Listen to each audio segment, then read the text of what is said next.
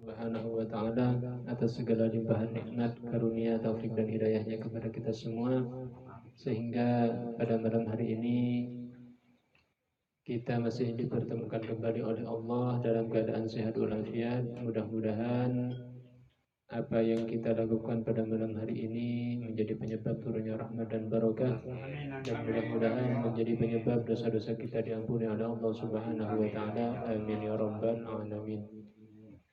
Salawat dan salam mudah-mudahan selalu tercurahkan atas junjungan kita Nabi besar Muhammad sallallahu alaihi wa alihi wasallam, dan atas keluarganya, para sahabatnya, para pengikutnya ila yaumil qiyamah. Hadirin jemaah Ratibul Haddad yang dimuliakan oleh Allah. Alhamdulillah, pada kesempatan malam hari ini kita akan melanjutkan pengajian kita. Kita akan belajar, kita akan membacakan kitab Al-Imam Al-Haddad, yaitu kitab Risalatul Mu'awanah. Bismillahirrahmanirrahim. Qala al-muallif rahimahullahu ta'ala wa nafa'ana bihi wa bi ulumihi fid dharain amin. Wa yanbaghi an yakuna laka wirdun min dzikrillahi ta'ala tahudduhu biwaqtin aw bihasrihi bi'adadin, wa hina idzin fala ba'sa bisubha li dhabtil adad. Al-Imam Al-Habib Abdullah bin Alawi bin Muhammad Al-Haddad, beliau mengatakan, sepatutnya engkau itu memiliki wirid. Kemarin itu ada wirid belajar ilmu, ada wirid baca Al-Quran, sekarang wirid tentang zikir, kebiasaan berzikir. Sepatutnya engkau itu memiliki wirid, kebiasaan ingat kepada Allah, berzikir kepada Allah, yang mana zikirmu itu bisa engkau batasi dengan waktu, bisa pula engkau batasi dengan hitungan. Jadi kita itu harus punya kebiasaan wiridlah berzikir, baik itu kita batasi dengan waktu atau dibatasi dengan hitungan. Misalkan dibatasi dengan waktu, misalkan habis sholat maghrib baca sholawat sampai waktu isya misalkan, itu dibatasi dengan waktu. Atau dibatasi dengan hitungan, jadi dihitung apa baca sholawat 100, apa 1000 dan lain sebagainya. Kalau dibatasi dengan hitungan, fala ba'sa bisubhah li dhabtil adad. Jadi tidak masalah menggunakan subhah. Subhah ini tasbih yang bisa kita putar itu. Jadi kalau tasbih yang dulu yang kayak gitu, tapi sekarang ada yang pencetan yang canggih.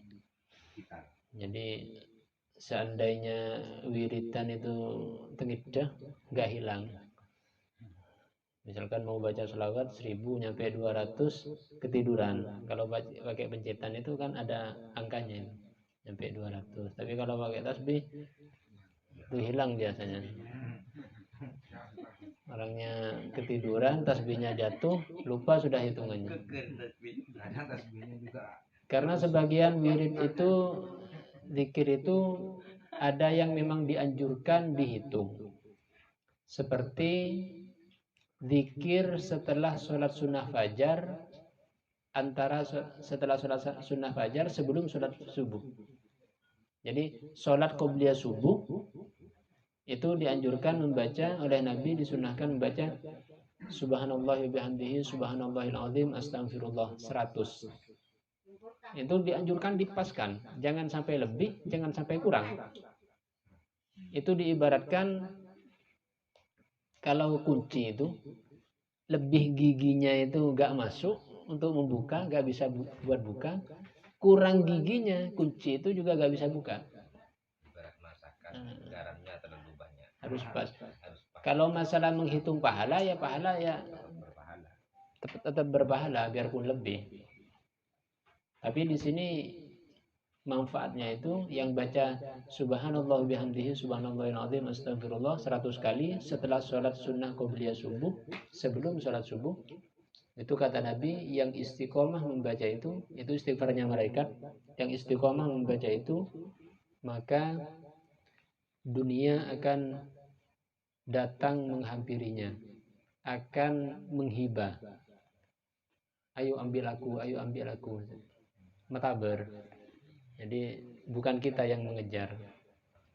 Kenapa kita ini yang mengejar? Karena kita gak istiqomah. Ini amalan yang diajarkan oleh Nabi kepada para sahabat, yang mana diceritakan itu salah seorang sahabat itu ada yang mengalami kesulitan ekonomi. Jadi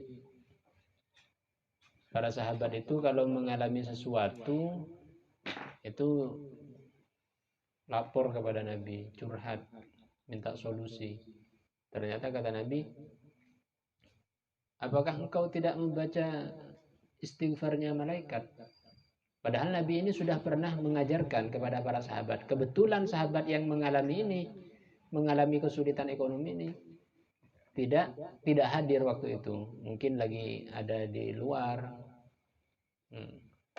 Enggak ya Rasulullah, aku belum tahu. Amalan apa itu? Ini adalah istighfarnya malaikat, kata Nabi. Barang siapa yang membaca ini 100 kali setelah sholat fajar sebelum sholat subuh, maka dunia akan datang menghibah kepadanya. Jadi sahabat ini langsung mengamalkan itu dan tidak seberapa lama datang lagi kepada Nabi dengan hasil yang memuaskan. Jadi tidak kesulitan lagi. Jadi memang sebagian wirid itu dianjurkan dihitung. Seperti ini lagi contohnya.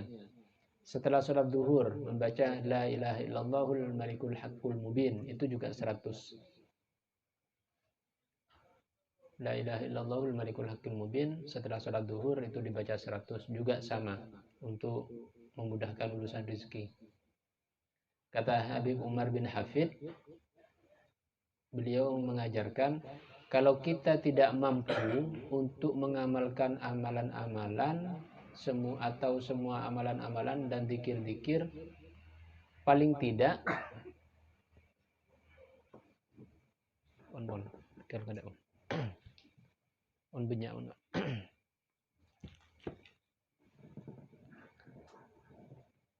dikatakan oleh Habib Umar bin Hafid, kalau kalian tidak mampu untuk mengamalkan amalan-amalan yang banyak, maka paling tidak jangan sampai meninggalkan 3 amalan.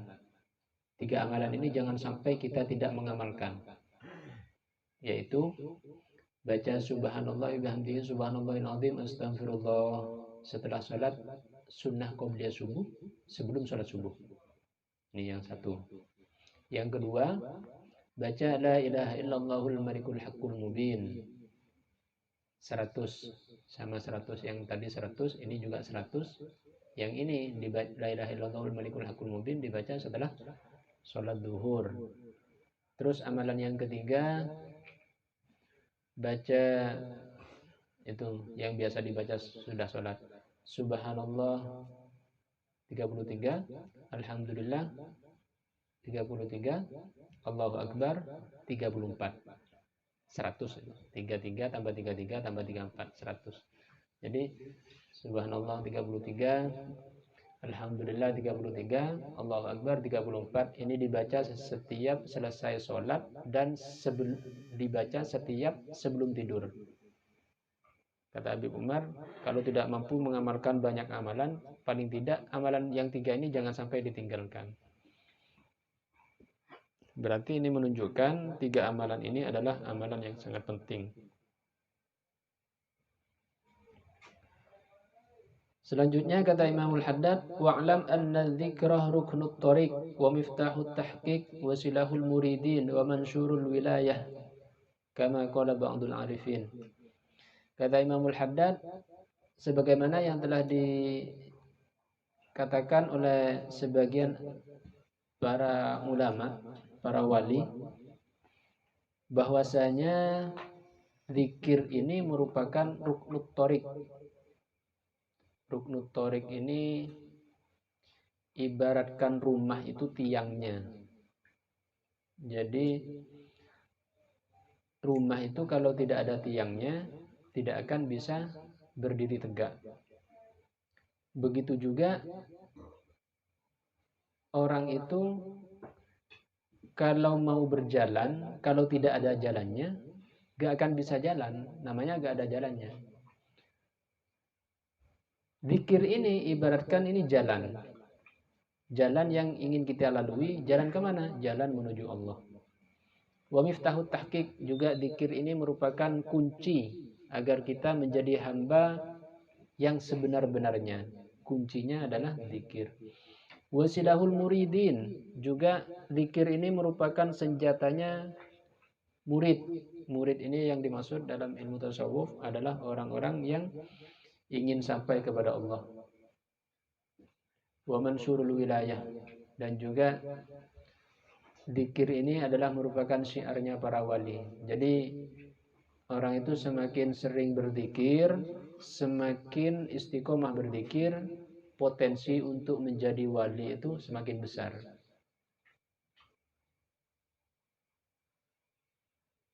Jadi pernah saya itu di pondok itu pulang dari pondok, pulang bersama ustadz saya naik bis. Jadi saya itu diajarkan sebisa mungkin kalau lagi nganggur jangan sampai gak berzikir. Apa baca sholawat, apa baca istighfar atau yang lainnya. Jadi suruh berzikir terus. Jadi biar selalu connect hatinya dengan Allah, agar tidak menjadi orang yang lalai, kata beliau. Jadi kalau lagi nganggur sambil berzikir misalkan, timbang bengong, lebih baik berzikir. Bahkan orang-orang terdahulu itu ada yang punya misalkan punya pekerjaan menjahit. Tiap masuk jarum itu satu selawat, masuk satu selawat. Luar biasa. Kalau sampai satu baju berapa ribu selawat. Bahkan diceritakan kalau tidak salah seorang sahabat apa tabi'in itu memiliki kebun kurma. Kebun kurmanya ini setiap satu pohon itu dibacakan sholawat 1000. Kalau tidak salah 1000 satu pohon. Padahal ini punya ribuan pohon. Jadi berkah. Hartanya berkah. Waqad qala Allah Ta'ala fadhkuruni adhkurukum. Juga kata Imamul Haddad, beliau mengutip sebuah ayat di surah Al-Baqarah ayat 152. Allah berfirman, fadhkuruni adhkurkum. Ingatlah kepadaku, kata Allah, niscaya aku akan ingat kepada kalian. Jadi kalau kita ingin diingat Allah, maka kita harus ingat kepada Allah. Jadi kalau kita ingat kepada Allah, Allah akan mengingat kita. Kalau Allah sudah mengingat kita, berarti Allah akan bersama kita, akan selalu membantu di setiap kesulitan yang kita alami. Wa qala ta'ala fadhkurullaha fi qiyaman wa qu'udan wa 'ala junubikum. Di surat An-Nisa ayat 103, Allah juga berfirman, ingatlah kamu sekalian kepada Allah dalam keadaan berdiri, atau dalam keadaan duduk, atau dalam keadaan berbaring. Jadi walaupun dalam keadaan duduk, berdiri, berbaring, kita diperintahkan untuk selalu ingat kepada Allah. Karena orang itu kalau selalu ingat kepada Allah, untuk melakukan dosa itu semakin takut. Karena namanya yang diingat Allah. Kenapa orang itu bisa berbuat dosa, bisa berani berbuat dosa? Ya karena dia sedang lupa kepada Allah. Kalau dia ingat kepada Allah, dia tidak akan berani untuk melanggar aturan-aturan Allah. Wa qala ta'ala ya ayyuhalladzina amanu dzkurullaha dzikran katsira. Wahai orang-orang yang beriman, ingatlah kepada Allah dengan ingat yang banyak, perbanyaklah ingat kepada Allah. Wa qala Rasulullah sallallahu alaihi wasallam, yaqulullahu ta'ala ana inda dhanni 'abdi bi wa ana ma'ahu hina yadhkuruni fa in dzakarani fi nafsihi dzakartuhu fi nafsi wa in dzakarani fi mala'in dzakartuhu fi mala'in khairin minhu. Nabi Shallallahu Alaihi Wasallam bersabda dari Allah Subhanahu Wa Taala, Allah berfirman, berarti ini dalam hadis qudsi. Hadis qudsi itu adalah firman Allah yang tidak tercantum di dalam Al-Quran. Firman Allah yang disabdakan oleh Nabi itu hadis qudsi, bukan yang ada di Al-Quran. Kalau yang ada di Al-Quran itu namanya ayat suci, bukan hadis qudsi. Kata Allah, ana inda dhanni abdi bi. Aku tergantung prasangka hambaku kepadaku. Jadi kalau kita berprasangka baik kepada Allah, Allah akan berbuat baik kepada kita. Sebaliknya kalau kita berprasangka buruk kepada Allah, maka itulah yang akan kita dapatkan. Nauzubillah. Wa ana ma'ahu, dan aku berserta orang yang berprasangka itu. Kalau baik, ya akan mendapatkan kebaikan. Kalau prasangkanya buruk, dia akan mendapatkan keburukan. Hina yadhkuruni, ketika dia mengingat kepadaku. Maka kata Allah, jika dia ingat kepada aku di dalam dirinya, maka aku akan ingat dia di dalam diriku. Jika dia menyebut aku di halayak ramai, jika dia mengingat aku, menyebut aku di halayak ramai, maka aku akan menyebutnya di halayak ramai yang lebih baik dari halayak ramainya dia. Disebut di hadapan para malaikat, disebut-sebut, dipuji oleh Allah di hadapan para malaikat. Wa qala alaihi salam, yaqulullahu ta'ala ana jalisu man dzakarani. Allah berfirman, ana jalisu man dzakarani. Aku ini adalah teman duduk orang yang mengingat aku. Aku adalah teman duduk orang yang mengingat aku. Apa maksudnya teman duduk? Bukan berarti kita duduk-duduk bareng sama Allah. Bukan. Yang maksud jalis di sini teman duduk. Kalau teman duduk kan dekat. Seperti saya dengan Pak Pur ini kan dekat. Artinya orang yang mengingat aku dekat dengan aku. Maksudnya seperti itu. Yang dimaksud teman duduk adalah dekat. Jadi orang yang mengingat Allah, dia akan semakin dekat kepada Allah. Semakin ingat, dia akan semakin dekat. Kalau dia sudah dekat kepada Allah, maka gak ada yang sulit. Karena sudah dekat. Jangankan dekat dengan Allah, dekat dengan bupati aja bisa. Yang asalnya agak ruwet, itu gak ruwet, ngajukan proposal lebih gampang. Ini dekat dengan bupati. Apalagi sampai tingkatan yang lebih tinggi. Apalagi sampai dekat dengan Allah. Masya Allah. Mulus urusan. Nggak ada yang sulit. Makanya para orang-orang yang soleh itu saking dekatnya kepada Allah, selalu perasaannya tidak ada sedikit pun kesumpekan atau merasa sesuatu yang tidak enak. Selalu enjoy, selalu husnudzon kepada Allah. Walaupun dia mengalami musibah, dia tidak pernah mengeluh. Tidak pernah mengeluh, tidak pernah apalagi sampai grundel. Tidak. Orang-orang yang soleh itu selalu ridho dengan apa-apa yang telah dikehendaki oleh Allah. Jadi mudah-mudahan kita ini oleh Allah senantiasa diberikan taufik dan hidayah, sehingga kita bisa senantiasa ingat kepada Allah dimanapun berada, baik ingat dengan hati sekaligus dengan lisan, zikir dengan hati dengan lisan. Tapi perlu diketahui kalau zikir dengan lisan di tempat-tempat yang kotor itu tidak boleh. Jadi kalau menyebut nama Allah dengan lisan bersuara dilafadzkan, misalkan di dalam kamar mandi, itu nggak boleh. Jadi zikirnya dalam hati. Kalau dalam hati nggak masalah. Mudah-mudahan kita senantiasa menjadi hamba-hamba Allah yang selalu ingat kepada Allah dan semakin dekat kepada Allah. Amin ya rabbal alamin.